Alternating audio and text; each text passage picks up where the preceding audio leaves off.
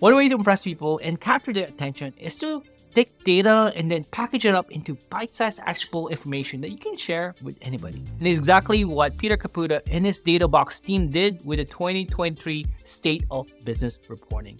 It's based on a survey that's responded to by over 314 global companies. You can write a post on why you should share your company's performance data with everybody in your company. But if I have data that says more successful companies share their performance data with everybody in their company, that's way more compelling. Exactly. It doesn't come off less salesy, right? It's just like, it comes off as like, okay, yeah, of course, that's good advice.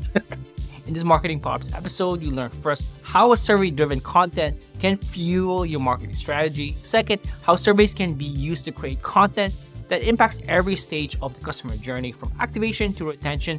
Third, how Peter and the Databox team created the 2023 State of Business Reporting. And fourth, how dedicating time to learn things outside of your function can help accelerate your career. Now, before we start, I've created a free Powerups cheat sheet that you can download, fill in, and create a survey-driven thought leadership content right now. You can go to marketingpowerups.com to download it, or you can find the link in the description and show notes. Are you ready? Let's go. Marketing Powerups. Ready? Go! Here's your host, Ramley John. Talk about marketing power-ups. One of the best ways to have your content stand out really is to create proprietary data through surveys. A perfect example of this is something that Databox has just put out, the 2023 State of the Business Reporting. And it's really based on 314 companies globally your team has surveyed. And I'm guessing it took a ton of effort and time and resources to really gather, compile, and synthesize this data. Why was it so important for your team, for you to really have and create this 2023 State of Business Reporting?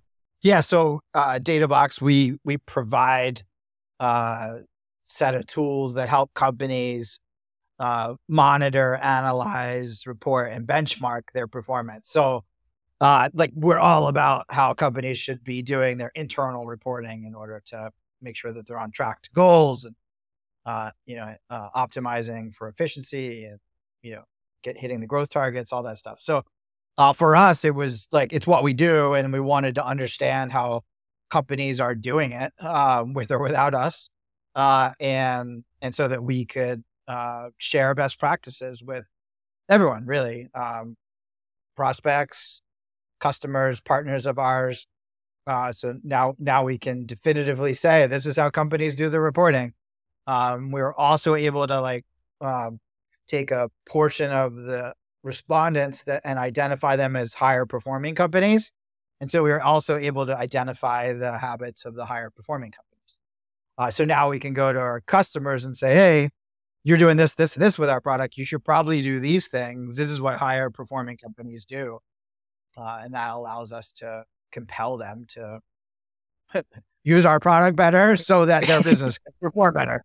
It sounds a little manipulative. No, it makes sense. Right. It's in their best interest. I feel like that's really tapped into most humans' natural inclination to compare themselves, to compare their business. It's like, oh, we should be doing this. And the end goal for Databox is to increase product usage. You're getting them to use other types of things that they might not be doing is exactly what I'm hearing. Is that right? Yeah. So it's we're a very product-led growth, which I know you're a huge advocate and expert at. We're very into product-led growth. And for us, we want our customers to connect more of their data. So more of the tools that they use, Google Analytics, Search Console, ad platforms, email tools, marketing automation, CRMs, finance tools, etc.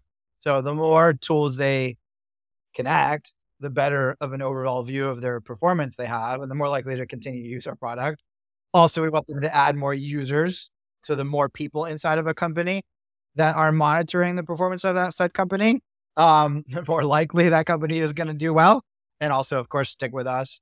And then we have features like goals. Lots of companies aren't very good at setting goals. And if they do, it's on a piece of paper or something. And so we have a goals feature in the app, which we want our users to use.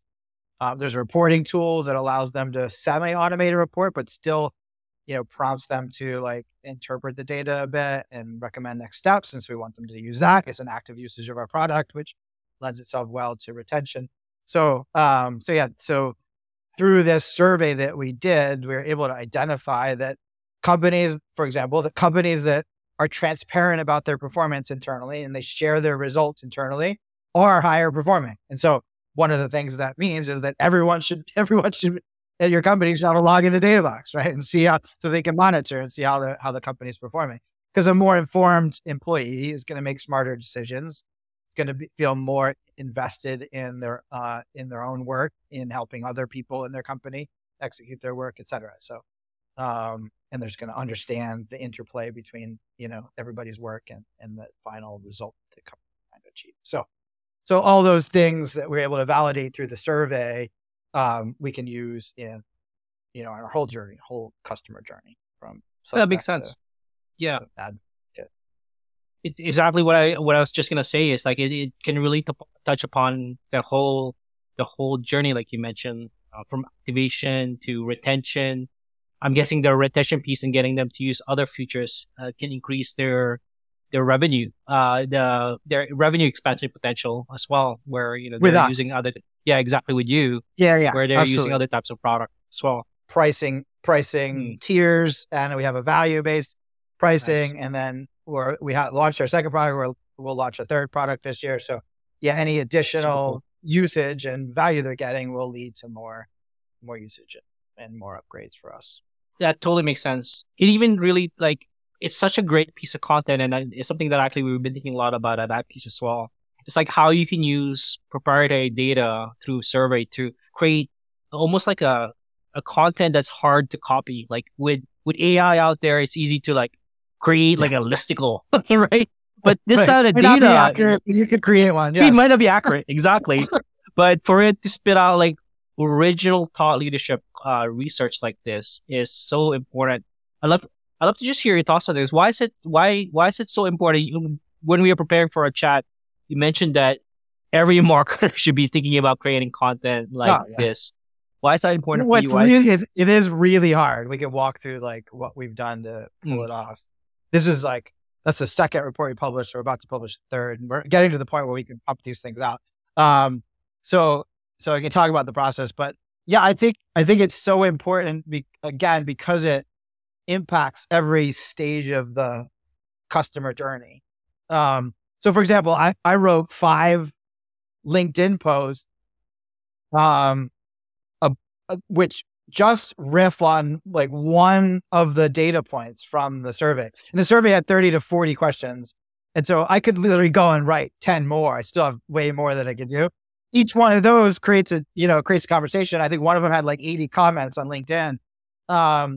And that's just crazy impressions and influence, both people who don't use us, as well as customers, as well as partners. And so it just enables us to really get our message out there in a way that doesn't feel like selling, right? I could, of course, go and say I could write a post on, why you should share your company's performance data with everybody in your company. But if I have data that says more successful companies share their performance data with everybody in their company, that's way more compelling. It doesn't come off salesy, right? It's just it comes off as okay, yeah, of course, that's good advice, right? So I think it's just so much. It's so almost objective, right? You could take your value props, your positioning, how you want people to think, and you can make it a very objective fact by having survey data that backs up that perspective. I really love that, and what I'm hearing is that you're able to create other types of content. You mentioned that the 5 LinkedIn posts, which I'll link in the show notes and in description as well. But it's from this content you're able to create. I heard you were on the Metrics and Chill podcast. You can talk about it on a podcast now, like what you're doing here. Right. You can create those LinkedIn posts. You can create YouTube videos. You can create all this other types of content based on this research. That's super hard to copy. Your competitors are. The amount of effort that your team has put into this is not as easily copyable. That's even a word, right. Rather than other things, essentially. Yeah, because it relies on them going out and getting 300 people to answer 30 questions, which which is not easy to duplicate, right? And chances are they wouldn't want to just rip off our questions either. Like I would hope that our competitors would have some different positioning in the market and we'll want to vary that as well. But yeah, this helps us get our message out. The other beautiful thing about surveys is they're highly citable, CITEABLE, citable, right? In terms of when you have a stat out there that, companies are more successful if they share their performance data with all their employees. Like that's something that someone else is going to want to reference. That's maybe not even a competitor of ours, maybe a partner of ours, or maybe just somebody that wants that same positioning out in the market. So I think that though they tend to be link magnets, these reports, right? Where people are like constantly linking to that report because they just want to grab one or two stats that they use, say, in the introduction of their article or introduction of their social post or whatever. So we did the state of Facebook advertising performance about a year ago. And like that one, if you just Google Facebook ads performance, we ranked number 1 for that report. So not a great stats, like not tens of thousands of sessions, but pretty good chart, especially given that we're in the business of helping people track their Facebook ads performance. So yeah, I think these kind of reports are very very link worthy. They attract links basically, and you have to go out and get them. It does, and just I wanted to reiterate what you just mentioned there. Another advantage of this is, Google trusts it. Since it's more trustworthy, Google sees it as more likely to be rank higher, essentially. So there's a little bit of an SEO play there as well with the backlinks and the citable, like you mentioned. So that's super interesting that calling that out. Yeah. So yeah, we in general we get more than a quarter, almost 300,000 sessions a month on our website. Wow. Last month, January, we got 6,400 signups for our free product, all from organic, as measured by Google Analytics. Some of that's word of mouth and all this other stuff, but it's all organic. And we've crowdsourced 1,000 articles, more than 1,000 articles in the last 6 years, long form articles. And so while we've done these longer form surveys, like the state of business reporting, state of Facebook ads, performance, et cetera, we also do shorter ones where we'll ask 2 open-ended questions and maybe 3 to 5 close-ended questions. And then we'll create an article on that. It's usually a few thousand words, so it's not short, but it's nowhere near the length of our, 30, 40 question surveys. And that's allowed us to produce a lot of content, which allows us to get a lot of traffic and a lot of signups for our platform. For people who are interested in doing something like this for their own company, you've already done 2, you're going to do 3 now with your team. Any piece of advice you'd like to give them that would be helpful as to for people who might not have done this before? The best thing you could do is partner with somebody that has a complementary reach. So for example, the survey we're running right now is state of agency client collaboration for marketing agencies and their clients. And we teamed up with a consulting firm called ZenPilot, who helps agencies implement ClickUp and Teamwork as their project management solution. And so they designed half the questions and we designed half the questions. Their questions are obviously around project management. Ours are around reporting results to clients. And together, that's the 2 most important functions that an agency is going to have in order to secure the client relationship, right? They got to scope projects and execute them, and they got to report results. And so we teamed up, we built that survey together, and then we promoted it together. And so they got, respondents, so we got respondents. And that really helps because it's hard to get 300 people to fill out a longer survey. Now, like I said before, we've been doing shorter ones for a long time. So we've built up a list of marketers, especially, who are willing to take surveys because for 2 reasons. One, we often will quote them in the articles or the reports that we write. And then 2, we give them access to the raw survey result so they can see how their performance and see the things they're doing versus what other respondents are doing. So that's kind of an incentive. So we're actually in the process of partnering with a bunch of different companies to do more of these going forward. And so it makes it a lot easier, right? We got, I think, maybe 50 or so people to respond from that partnership with ZenPilot. That's 50 people we wouldn't have reached that are now on our list that we can use for the next survey. And it just makes it easier the more you do it. But it really comes down to repetition. I don't recommend starting maybe with the long form survey. If you're a new company or you don't have a lot of other marketing channels yet developed, right? I would recommend starting with a short one where it's more almost like a poll with an open-ended question, and just write a report based on you ask them an open-ended question like, how did you improve X performance in this area, right? And they give you a free form thing, and then they answer a few questions, and then you just do a quick article on that. And that's the way you get 30 to 50 people to respond, and that's enough, right?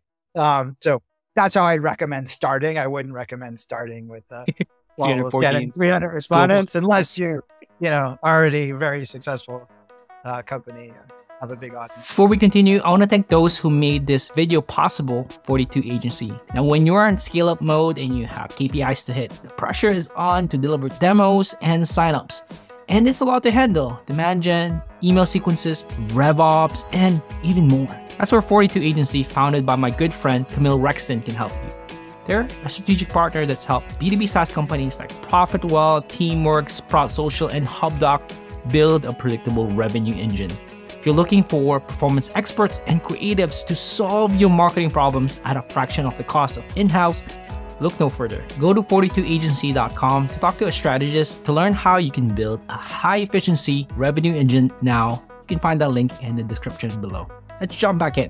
I'm curious how you pulled off the interesting insights. I feel like that's not something that somebody who is not familiar with the space might be able to pull off. Like, I'm gonna bring up an interesting insight in a bit, but do you go through that, or John, the head of marketing at Databox, or anybody else that I was like, oh, that's interesting. Like, marketing is the most monitored and reported. That somebody who must be familiar with the space has gone through the data. So there's a lot of survey design is a skill, I guess is the right. It's like a discipline. It's like, there isn't a course I think that you go for in college necessarily for survey design, although some colleges have them, but it's kind of like you should take a course on survey design in other words, or read a book on it. There's a lot of tried and true principles. I did a survey in college for a project. It was like a year-long project where we actually back then had to phone people out and ask them questions. Yeah, we called these manufacturing companies, and I'm not going to get into the topic, but we literally called 500 of them. And they back then, this is the late 90s, people used to pick up the phone. So they would answer, and we tell them we were at school, and people would feel like, oh, that's really cool that you're doing this in school, and they'd answer our questions. But I learned a lot, both for the professor and a book that I read on survey design around how to write your questions in a way that they're not leading people, how to maybe sometimes have multiple questions to ask similar things so that you can check to see whether people are being honest. How to structure, use different types of survey questions, whether it's multiple choice, select all that apply, select one, right? Rank things. There's different things that you can do in order to design an effective survey. So I'd recommend picking up a book on it if you're going to do it.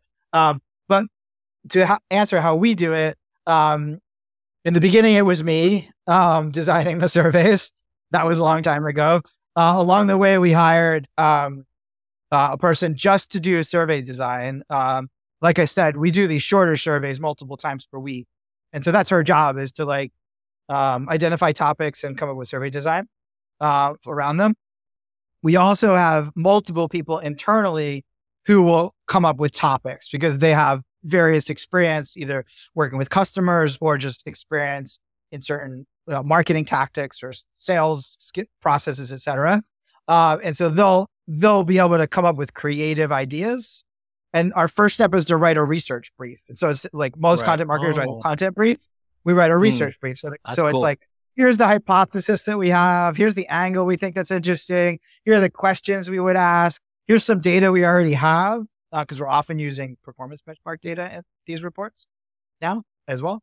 And so we'll write that, and then it'll be a next step. We'll go to the survey design person, and she'll fine tune the survey questions. She'll do some of her own research on the topic and fine tune it. And then it goes into production where we recruit respondents. And so then we have a variety of tactics and techniques for and channels for recruiting respondents that we use. And then once we get enough, that's when we analyze. The same person who designed the survey analyzes. Interesting. Makes sense. Analyzes Right. it. Oftentimes we'll review that for the longer form surveys. I'm still involved in reviewing that to kind of make sure the things we're saying make sense. There's statistical relevance to stuff. We're slicing or segmenting the respondent pool differently in order to compare and contrast things. So there's a bunch of different steps. Now, I'm more of a rubber stamp kind of person at this point. Like the team is really good at this. But I do stay involved in some of that stuff because I'm passionate about survey design and have been for a while. So yeah, and then once we're done the analysis, we actually have a team of freelance writers, and we provide direction and then we write the content brief and hand that off to the writer to weave it all together. Yeah. So there's including the people involved in recruiting respondents, even though there's 10 of them. But if I just include them as one person, there's 6 different people that touch it. Wow. That is impressive. In this 6 months, I believe, I read somewhere that Jeremiah, I think in the podcast Metrics and Chill, mentioned that it took up most of 2022 building this state of business reporting. Yeah, we're getting faster at it every time. So the Facebook ads one probably took us 6 to 9 months, which is too long. Because things change in 6 to 9 months. But it was still a good report. It really, it was statistically relevant. And then the state of business reporting is about 6 months. I think this one we're doing now, we're going on 4 months, and we're close. We seem to be able to get to 250 respondents, and that last 50 is really hard to get. So yeah, but I anticipate, because we've basically built a product that does this. We haven't rolled this feature out yet. But as we partner with other companies to do this, my expectation is it'll get a lot easier for us to do it because we'll have multiple partners for one research report. Basically. I want to jump into one of the interesting takeaways from the report. It's around how marketing actually beat out sales and finance as one of the most monitored and reported on function. And yeah, in your LinkedIn post, you said this may be a good thing because now marketing finally has a seat at the table. But you also mentioned in that LinkedIn post, which once again, I'll link in the description, this might not be as a good thing as people may think. Well, why is that? Why are you sure that this may be a good thing? This insight, this takeaway. I think I don't want the bad thing to overshadow the good thing. So I think so, and the actual data shows that marketing, sales, and finance are neck and neck within percentage point in terms of whether they're monitored and or reported. So basically, the short version of that is that marketing, sales, and finance are both monitored and reported almost by all the respondents in the pool. So it's 90 some percent. But I think one of the and so that's a good thing. Let's enjoy that for a moment. That's because true. When I started my career, as we were talking about a quarter century ago, marketing was still just producing brochures for the sales team to drop off at the client, right? Or marketing was making sure that the booth had an effective giveaway. Pretty. So I think we should enjoy the fact that marketing has arrived. And of course, it wouldn't have happened without the internet and digital marketing making things way more measurable. And therefore, because it's measurable, you should report on it. Absolutely. And Databox's business is really built around marketing reporting. We've also do sales and finance reporting and other types of functions inside organizations, but marketing is still our bread and butter. In fact, 40% of our customers are marketing agencies doing their reporting out of us. So putting aside, so celebrating that, we'll put the celebration aside for a second. Why I think this is a little bit concerning is that I fear that companies aren't thinking about they're marketing strategically enough, right? They get caught up in what is measurable, and they do the things that are measurable, and they make it marketing's responsibility to like grow the company. And I think this is especially true of product-led growth. It's like, we built a great product. Marketing should be doing more. We should have more of the market, right? It's marketing's fault. It's easy to say that. But in reality, the way that you grow your business, PLG or any business, is that you pick a really big market. You differentiate yourself in that market through your product and services. You take a stand on things, right? You provide really good service, a really good selling process, the right in PLG, especially the right free product, the right pricing and packaging around that, the right trial experience, like the right onboarding stuff, like, that all that stuff, if that's not right, marketing can't fix that alone, at least. And so I think it's easy for companies to say marketing is really measurable. How come we can't just do more of it? Because in sales, if you want to grow sales, you add headcount, right?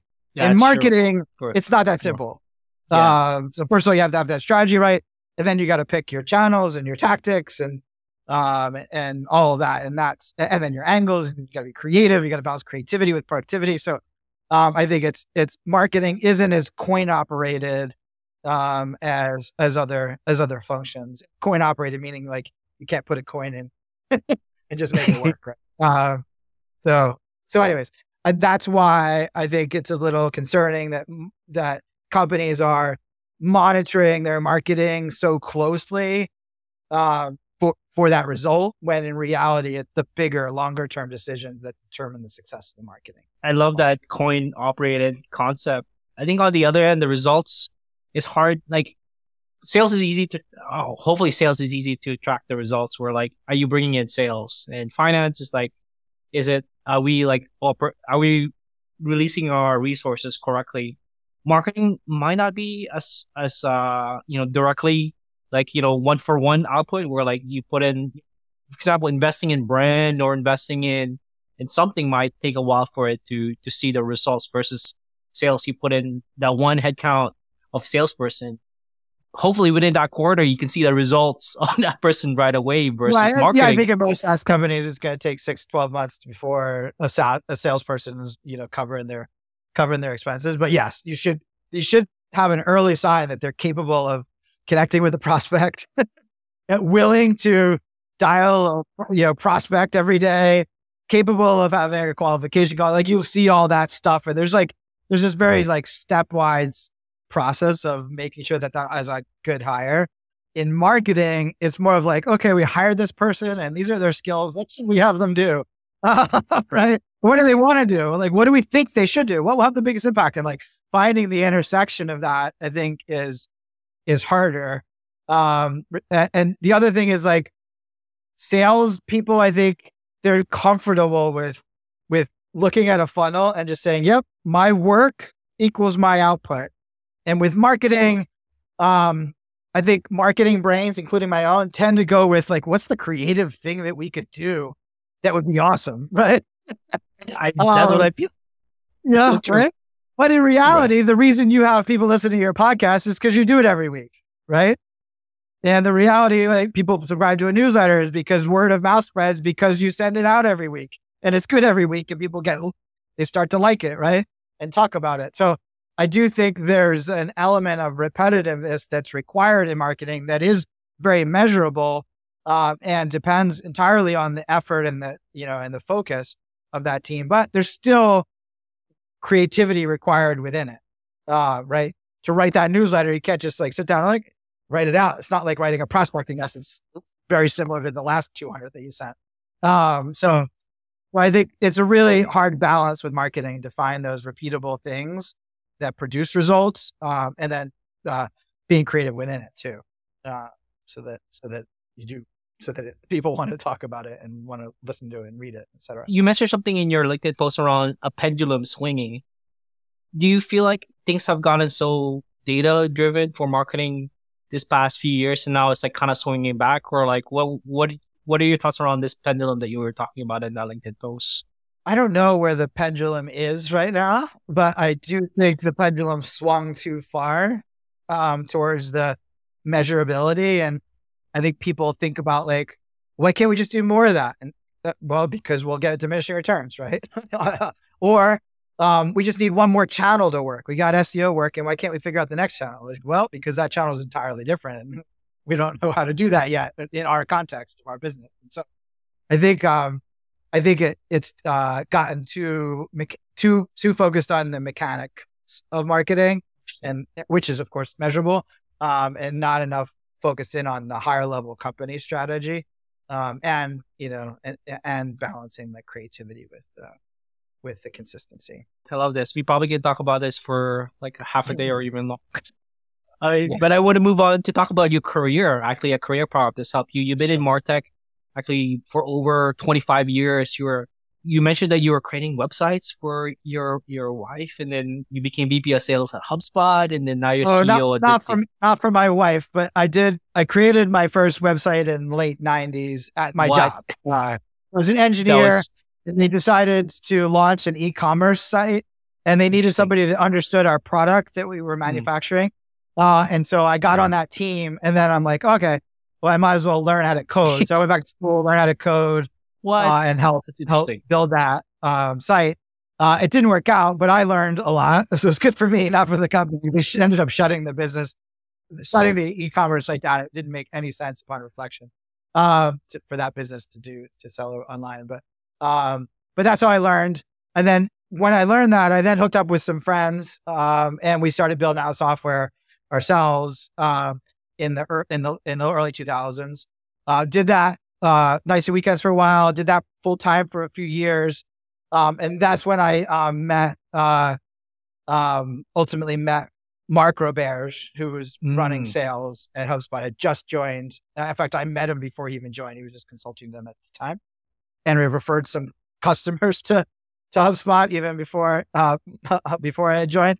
And then my startup wasn't going anywhere. We still had a big ambition, but we weren't getting very far. And that's like a whole other episode.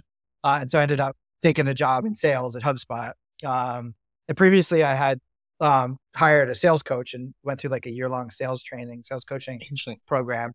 And so, and it happened to be Mark's dad, by the way, Mark Roberge's dad. What? Mark Roberge. So anyways, Rick introduced me to Mark, and Mark hired me. And then at HubSpot, I was the 4th sales rep, 15th employee.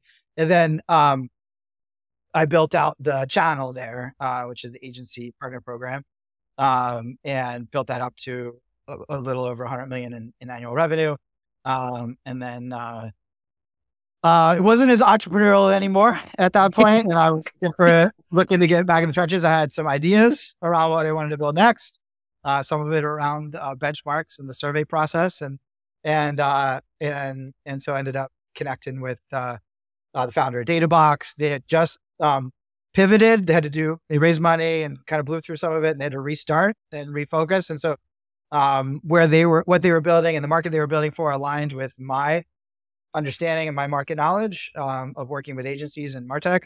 And so I ended up joining Databox 6 years ago. And so now we're a bit less, maybe about 130, 140 people or so. And still growing, and we've been cash flow break even for several years, and investing in product innovation, investing in our marketing, et cetera. So it's been a fun ride. I can imagine. It's been a really like roller coaster upwards, a rocket ship. It's probably more, career is probably more a rocket ship than a rogue. Yeah, absolutely. Well, HubSpot was both a roller coaster and a rocket ship. Like the rocket ship, like from externally, it looks like everything was executed perfectly, but internally, it was like you'd be crying one day and elated next day. It was a lot of ups and downs. It was very stressful being that part of such a high growth company. There's a lot of stories that don't necessarily get told publicly. But overall, of course, it was a life-changing experience for me. And all that. And then, Databox has been a little more smooth and steady since I joined. Nice. We have our ups and downs. We have challenges, of course, but because of the way we're, we invest our we invest back in product innovation and really leveraging product and marketing to drive growth. And CS, of course, is important, but I think, we've really taken to heart the PLG motion and organic content and all that stuff to really drive the growth of the company. So pretty predictable in terms of our numbers each month, each quarter. That's been a really great career. My question is around a career power up or something that's, this long, really like amazing career that you've had so far, and what's going on so far. Any advice or any career power up that's helped you accelerate your journey to the next level?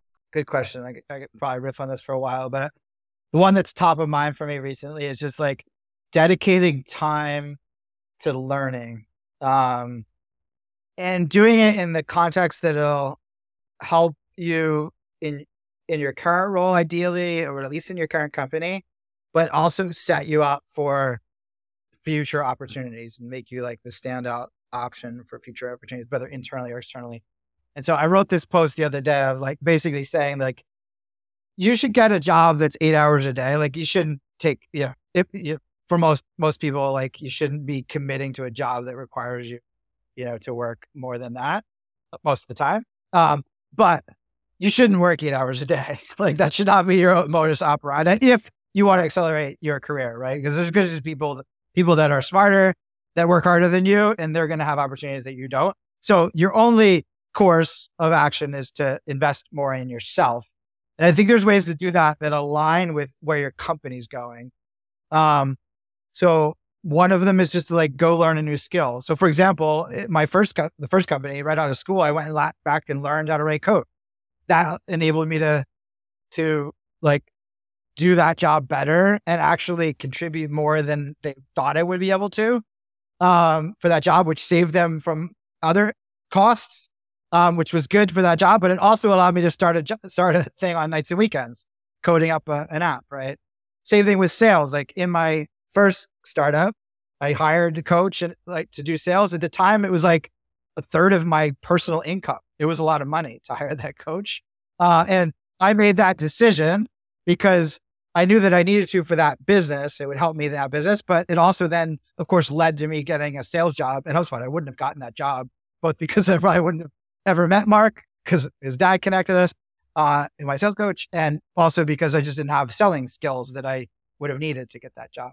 So I think investing in those things along the way is important. And sometimes that requires nights and weekends. Like when I learned to code, it was 9 hours 9 hours a week, nights and weekends. So it was like 12 hours, full day on Saturday, and then one night in a week, or it might have been 2 nights a week. And so you got to do that kind of stuff to invest in your growth. Another one that wasn't available in my career earlier on that is available to everyone now is just publishing online.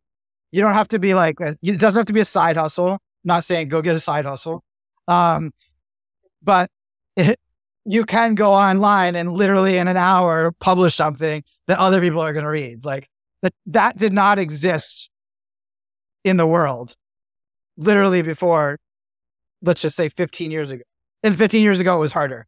Now, like with LinkedIn, it's so easy to get people to read what you write or read what you record and publish. And so like people that aren't taking advantage of that, honestly, I think they're fools. Like it's such an easy way to build your career. So anyways, and we have a program internally that we're helping our team do that. Like I even help edit some of the LinkedIn posts. Interesting. Yes. Because I think it's that important. I think interesting. It helps them.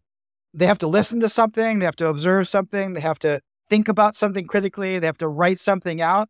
Those skills are so transferable in any role. And if you can do that, like that is the core to building your career. And you then get to publish it, which makes people respect you, want to follow you, want to listen to what you have to say. Right. And you're building your own following, which could lead to a new job, could lead to a side hustle. This again, not recommending it necessarily. Or or a promotion, right, at your current company, or a new role in your current company. So, I think if you're not spending your Sunday morning, listening to something, reading a book, and sharing 200 words on LinkedIn about it, then I don't think you're serious about your career. That's the way I look at it. I really love that, publishing more, and you said you're helping your employees, even read through it. On the other end, the positive for the Databox is that people trust people more than they trust, right. company profiles online, and Absolutely. It builds credibility for the company itself. I think it's there's multiple positive things that can happen for it, not just for the employee itself, but also for the companies that are helping their employees do it itself. Absolutely. Yeah. So we have a thing, we call it Podcast Club. We might change the name, but we listen, everybody in the CS team listens to our own podcast every week. Maybe we'll sub this one in for the, in the schedule, but everyone listens to our own podcast, Metrics and Chill. And then we meet, not everybody, but there's usually 10 to 15 people that meet to discuss it. Everyone fills out a quick Google form that says what was confusing, from the podcast, what was things that you learned that were new, and what would you think the main takeaway, and then what might you write about on LinkedIn. And so that we use that as the basis for our internal discussion about the podcast. We clarify anything that was confusing. We talk about what people learned and how that relates to their own job and Databox, and how we build our own business. And then we talk about the main takeaway. And afterwards, they go and they write a draft, and they put that into a Google Doc. We have an Asana project with different stages. There's some other people that kind of review it before I do, and give some feedback. And then I do a quick final edit on it, and then they publish. So I don't expect to do that myself forever. Right. But I do think it's an important investment that I wanted to make in the team. And yes, absolutely. It helps the company, right? In a lot of ways, because it's our CS team doing it. They're also connecting with their prospects and customers. And so it's another touch point that we can influence them. And then of course, when we have, 10 people writing about something, that, is much more likely to be seen by our collective network than if just one person's writing it. And as you said, yes, people tend to follow and trust people a little more than they do brand accounts. That makes sense. Right. So, Podcast Club. I love that. We might, I might do that.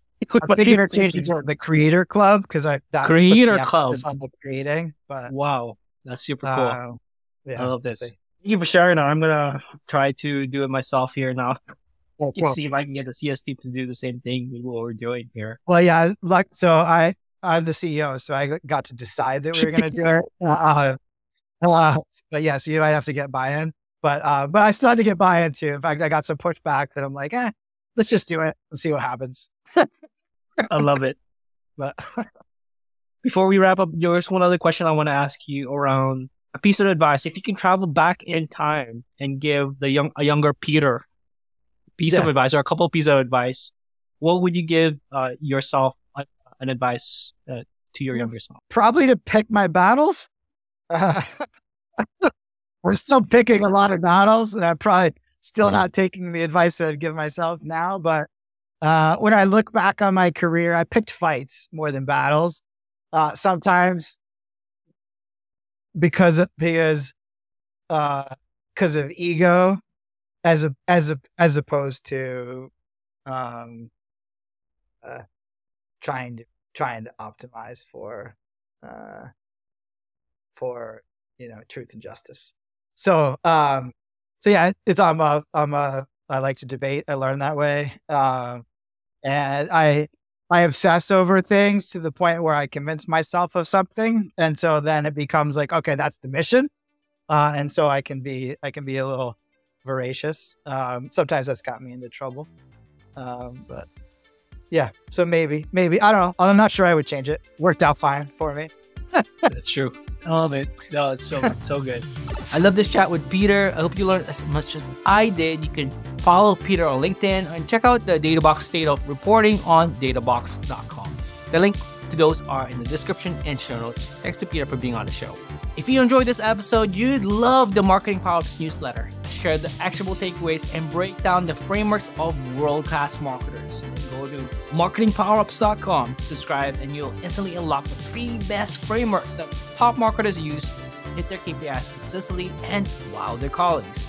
I want to say thank you to you for listening, and please like and follow Marketing Powerups on YouTube, Apple Podcasts, and Spotify. If you're feeling extra generous, kindly leave a review on Apple Podcasts and Spotify, and leave a comment on YouTube. It goes a long way in others finding out about Marketing Powerups. Thanks to Mary Sullivan for creating the artwork and design, and thank you to Faisal Kaigo for editing the intro video. And of course, thank you for listening.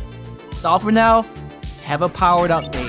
Marketing Power-Ups!